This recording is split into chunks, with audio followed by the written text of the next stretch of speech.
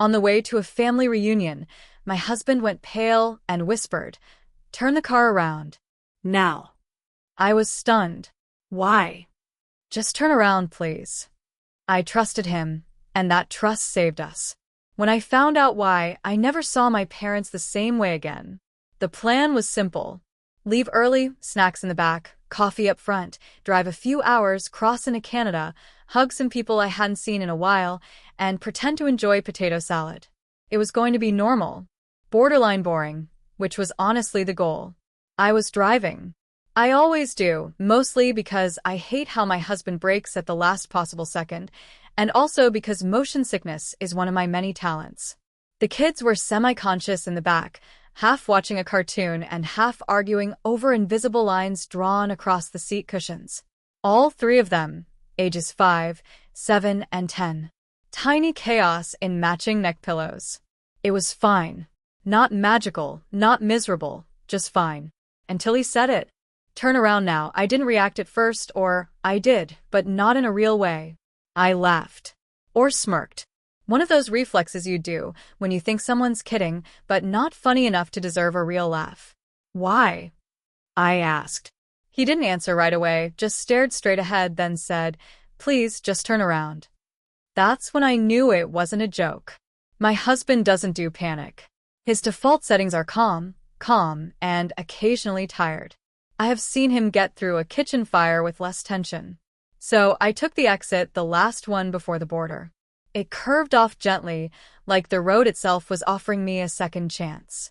The moment we left the highway, his body relaxed, not all the way, just enough to make it obvious he'd been bracing for something. "Okay," I said. "Want to tell me what's going on now?" He shook his head. "Just drive." "Drive where?" "I don't know. Anywhere but there." The kids were starting to notice. "Are we going the wrong way?" my middle one asked. "We forgot something," I said automatically. "What?" "I'll tell you later." The youngest piped up. "Is it snacks?" I didn't answer. My husband didn't speak again for a long time. We drove in silence. 20 minutes, maybe more. Just miles of trees and guilt pressing on the back of my neck. Then he said, "Take the next turn off." It led to nowhere, a narrow access road with no sign and no real purpose. One of those places you only find when you're lost or about to be. I pulled off. He unbuckled his seatbelt. "Stay here." He got out and walked to the back of the car. I couldn't see anything from where I was, so I just sat there waiting. My hands were sweating. My heartbeat was doing something weird, fast and heavy, like it knew something I didn't. After a minute, the trunk closed. He came back to my window. "Can you come out?" "Why?" "I need you to see it." He didn't sound angry or scared, just tired and very, very sure. I got out. He walked me to the back of the car and opened the trunk. Didn't say anything, just pointed. I looked and then I forgot how to breathe. I wasn't scared. Not yet. Fear was still on its way. What I felt in that moment was something slower, heavier, like falling through the floor of my own life. I didn't touch it. I didn't need to. I just knew we were one wrong choice away from losing everything. The funny thing is, I actually thought I was the responsible one in the family. Not responsible in a pays their taxes and wear sunscreen way, though yes, those too, but in the sense that I thought I could be the stable one. The one who didn't explode or vanish or lie for sport. The one who tried. The one who offered help when she could afford to and boundaries when she couldn't. But looking back now, really looking, I can see that being the responsible one in my family was like being the designated driver at a demolition derby. They didn't want help. They wanted cover. And I gave it to them for years. It started when I was a kid. My parents were the kind of people who believed that living well was a matter of image, not money. Image. If you look successful, if you seem generous, if your Christmas lights were straight and your fridge had 5 kinds of mustard, then that meant you were doing okay. Didn't matter if the credit cards were maxed out or if the gas got shut off that one winter.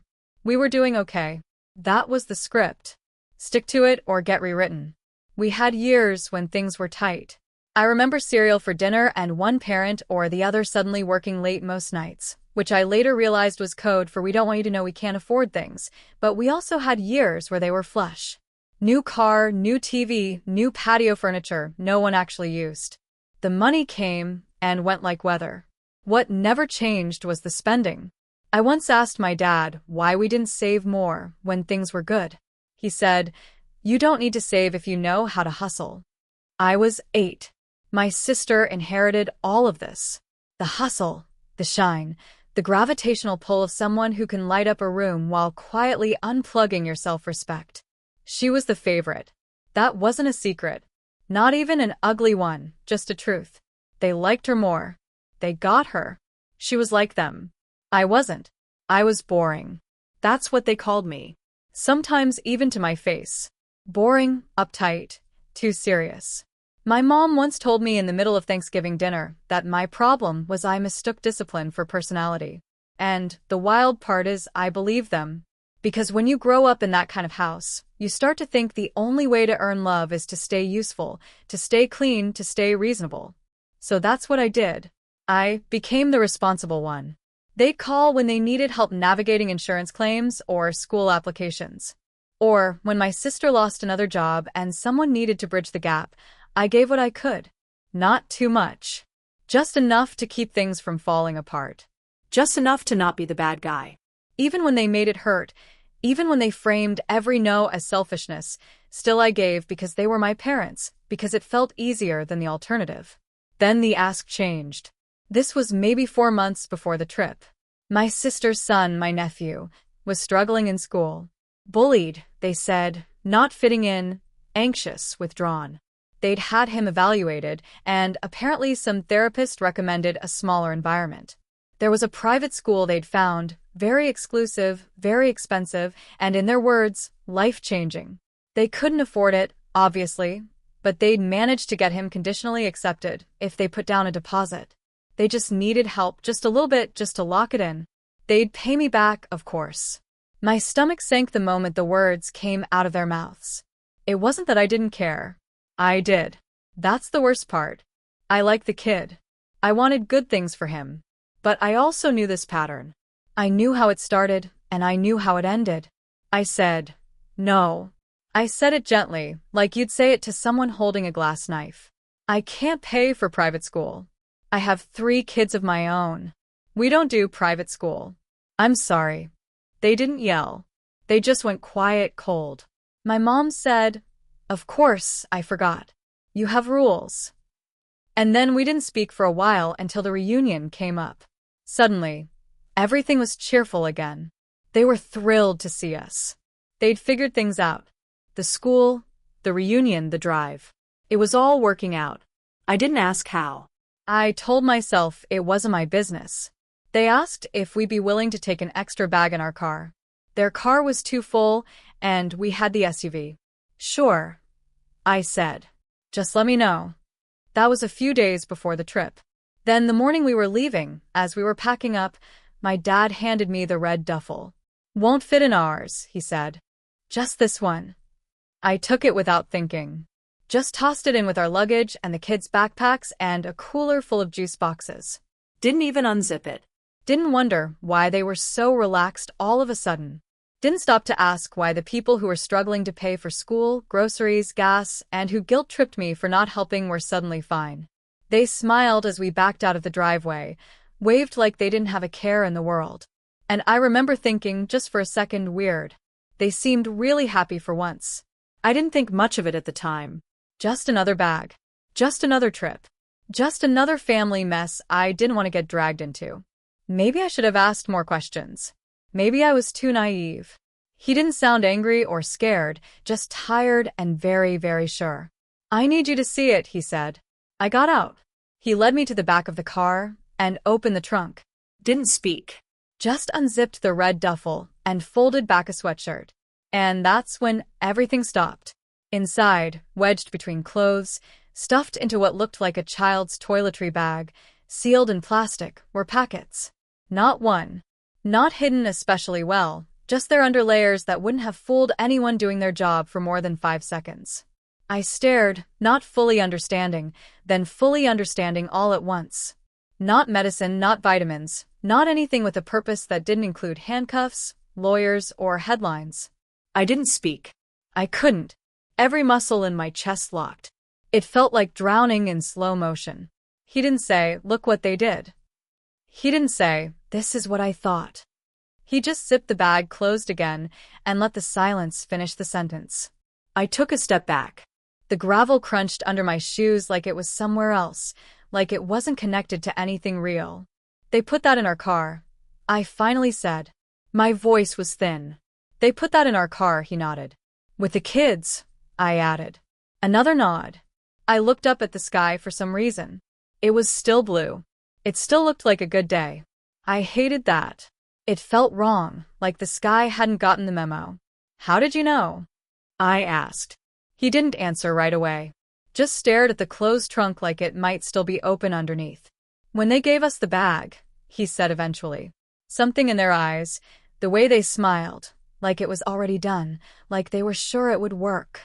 He shrugged, then shook his head, like he was trying to knock the memory out.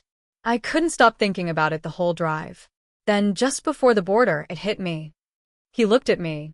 I didn't know, but I knew. And that was worse somehow. That someone else had seen it. What I had trained myself not to see.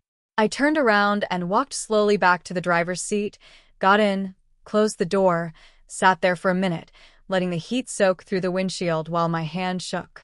Then I started the car and drove. The kids didn't ask this time. They were deep in some cartoon. They'd forgotten about Canada, about Auntie Karen and the cousins, and the little toy bags I'd secretly packed for the reunion. We drove for a while. Highway, side roads, directionless. My phone started buzzing. First it was my mom, then my dad, then again. I didn't answer. Neither did he. We didn't need to. We already knew what they'd say. Asterisk, where are you? What happened? Are you okay? Where's the bag? Asterisk, we didn't answer.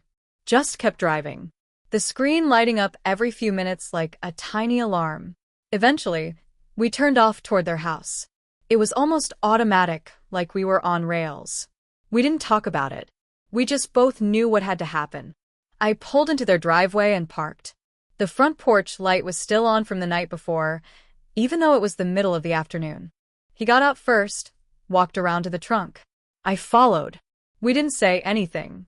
I reached for the mat, found the key, still in the same place it had always been, taped to the back of a fake rock my dad bought from a catalog that also sold deer whistles and solar-powered frogs. He opened the front door. We walked inside. The air smelled like old coffee and carpet cleaner. We placed the red duffel just inside the hallway. Didn't open it. Didn't adjust it. Just set it down like a quiet bomb that didn't need to go off to ruin everything. He turned the knob, locked it behind us. We got back in the car, still no words. I think we both felt like speaking would contaminate something. Later that day, after we got home and the kids were asleep and the house was still, I answered the phone. It was my mother. Her voice was bright, fake, like this was a call about muffins. "Oh, honey, we were so worried. We didn't know what happened. You just disappeared." I didn't say anything. "Is everything okay?" Still nothing. "Where's the bag?" I let that hang for a second. Then I said, "We dropped it off at your house." A pause. "If it was that important," I added, "maybe you should have taken it yourself." Her voice didn't change, but I heard it. The catch, that flicker of recognition that told me she knew exactly what I meant, and that I knew exactly what she'd done. She didn't say anything. Neither did I. And then I said, "We're not doing this. Don't call again." I hung up. That was it. No screaming, no final speech, just a line drawn and a door shut. And that should have been the end, but it wasn't. Not yet. They showed up on a Wednesday. No warning, no text, just the doorbell ringing like they were dropping off muffins instead of guilt. I knew it was them before I even checked. There's a kind of pressure that comes through a front door, like a bad smell or static in the air, especially when it's people who think they've done nothing wrong. I opened the door just enough to step outside and shut it firmly behind me. My parents were standing there like they hadn't just tried to blow up my life with a smile and a duffel bag. My mom gave me a tight, practice grin, the kind that's supposed to look warm but doesn't reach the eyes. "We wanted to check in," she said like we were in a group chat and I'd just missed a brunch invite. My dad added, "We thought maybe we could clear the air." I said nothing. Just crossed my arms and waited. My mom hesitated, then said, "We didn't know how much you understood." There it was, the tell. They knew. I knew.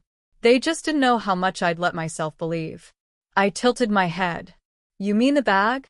Neither of them answered, which was answer enough. "You put it in our trunk," I said, "with your grandchildren in the back seat." My mom swallowed. "We didn't think it would be a big deal."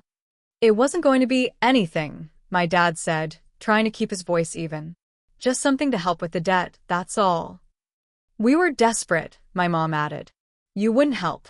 There it was again. The fallback excuse, the one-size-fits-all defense. You wouldn't help. Like this was just a response to my lack of generosity. Like their betrayal was a natural consequence of my boundaries. I didn't yell. I didn't cry. "You didn't just betray me," I said. "You risked our lives." Neither of them spoke. "You risked your daughter, your son-in-law, your grandchildren." My dad shifted his weight. My mom blinked like she was trying to cry, but couldn't quite summon the tears. "We're done," I said. "Don't call. Don't come here. You don't get to see the kids. This is over." She opened her mouth. I could already hear it forming. The classic, "You're being dramatic," or maybe, "You'll cool off." Instead, she just said, "You'll come around. You always do." I turned, walked back inside, and locked the door behind me. And for the first time in a long time, I didn't wonder if she was right. 3 days later, I showed up at the school to pick up the kids. They weren't there. My stomach dropped so fast, I couldn't speak. I just looked at the teacher like she'd told me my house was on fire. "Oh, they were already picked up," she said, like it was the most normal thing in the world. "Your parents said you'd ask them to." I don't remember driving. I remember being in the car, and I remember the sound of the engine, but I don't remember anything in between. They were at my parents' house. Of course, they were.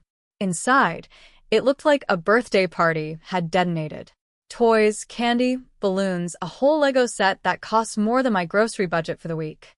The kids were glowing, sugar high, clutching new things, and laughing like this was Disneyland.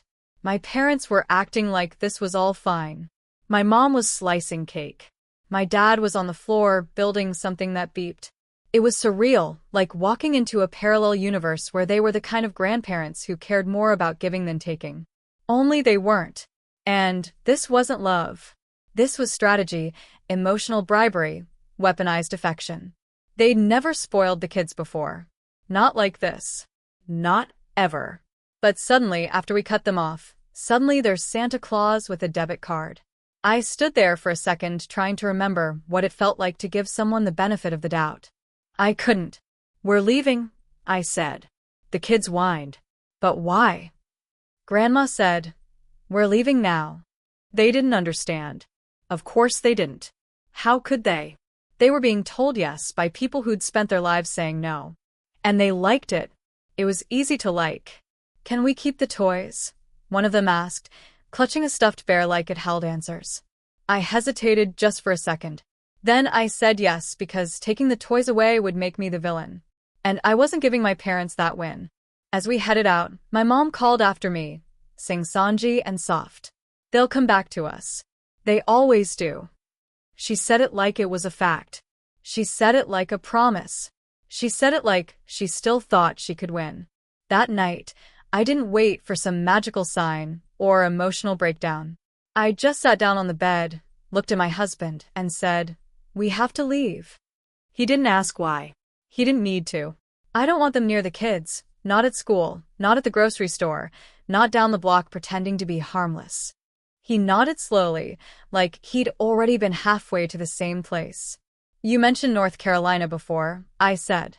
"Your company has an office there. Your parents live there." I wasn't ready then. I am now. He nodded again. "The transfer is still on the table." "Good," I said. "Let's take it." No drama, no hesitation, just the quiet decision to burn the bridge and never look back. I didn't need revenge.